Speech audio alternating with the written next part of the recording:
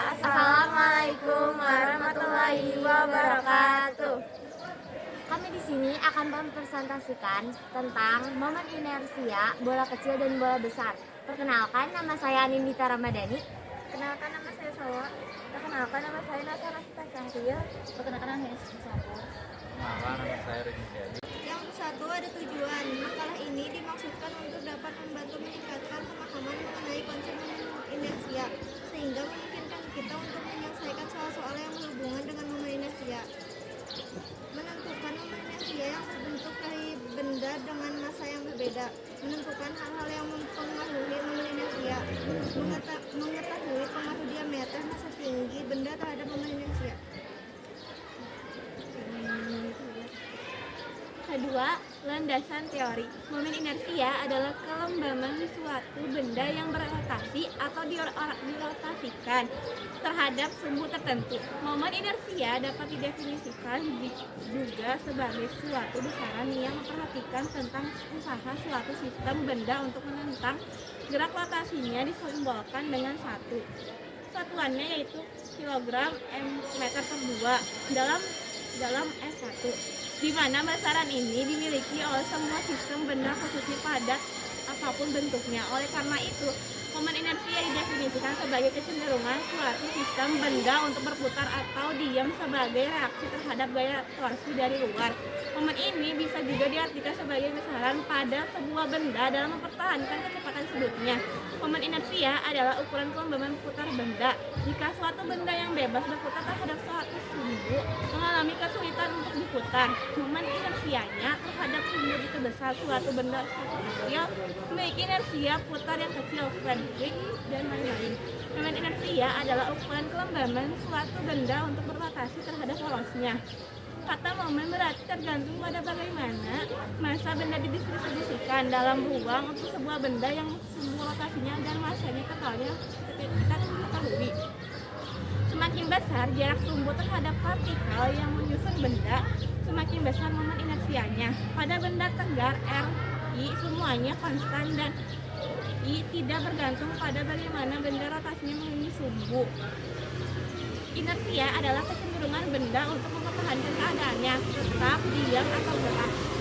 Benda yang suka bergerak dikatakan memiliki inersia yang besar. Begitu juga bumi yang selalu dalam keadaan rotasi memiliki inersia rotasi. Jadi, inersianya adalah ukuran dari besarnya kecenderungan rotasi yang ditentukan oleh keadaan benda atau partikel besarnya.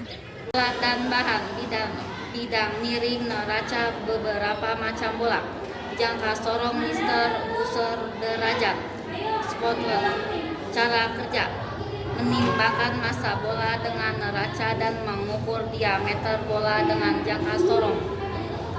Kemudian mencatat hasilnya. Mengatur kemiringan sudut bidang miring sekitar 10 derajat. Mengukur panjang bidang miring dengan mulai dari 60 cm dan 80 dan seterusnya. Melepaskan bola dari jarak yang sudah ditentukan. Langkah-langkah untuk melakukan percobaan harus dilakukan dengan benar atau sesuai urutan. Kita di sini sedang menghitung percepatan bola kecil. Untuk rumus percepatan bola kecil itu yang ini, A sama dengan 2S per T pangkat 2. Nah, untuk yang 2 ini tuh kita pindahin di sini. Yang 2 ini tuh rumus dikali dengan jarak 0,4. 0,4 ini dikali 0,4 dikali 0,4. Hasilnya itu jadi 0,8. 0,8 ini dipindahin ke sini. Nah, habis itu yang ini 0,80 ini second. 0,80 ini juga sama pangkat 2. Jadi 0,80 dikali 0,80. Hasilnya itu adalah 0,64. 0,64 ini dipindahin ke sini. Jadi 0,8 dibagi 0,64 hasilnya 1,25. Begitu pula percepatan bola kecil dari 0,6, 0,8 dan 1. Ini hasilnya. Saya di sini akan menghitung momen inersia bola kecil. Momen inersia bola kecil itu rumusnya 1 sama dengan T pangkat 2 G sin theta minus 1 dikali M, R pangkat 2 dibagi 2S. Untuk waktunya itu 1,46 pangkat 2 dikali 10 ini tuh gravitasi dikali 0,1736. 0,1736 ini itu adalah dari sin theta rumus. M, masanya itu 0,0059, R-nya itu jari-jarinya itu 0,015 pangkat 2. 0,015 pangkat 2 itu hasilnya adalah 0,00225 dikali sama massa. Jari-jari dikali sama massa. Hasilnya jadi segini 0,000133. Nah, untuk yang ini kan udah ada hasilnya. Hasilnya ini itu semuanya dikali dan hasilnya jadi 3,7004576 min 1. Nah, untuk yang ini 2 dikali 0,6. Ini itu 0,6 ini ya itu jarak. Jadi 2 dikali 0,6 itu hasilnya 1,2. 1,2 ini itu kita bulatkan menjadi 1. Nah, untuk yang satu ini kita pindahkan ke sini. Dan hasil yang ini itu semuanya dibagi. Jadi hasilnya 3,7004576 minus 1. Nah, untuk hasil yang massa dan jari-jarinya itu dipindahkan ke sini.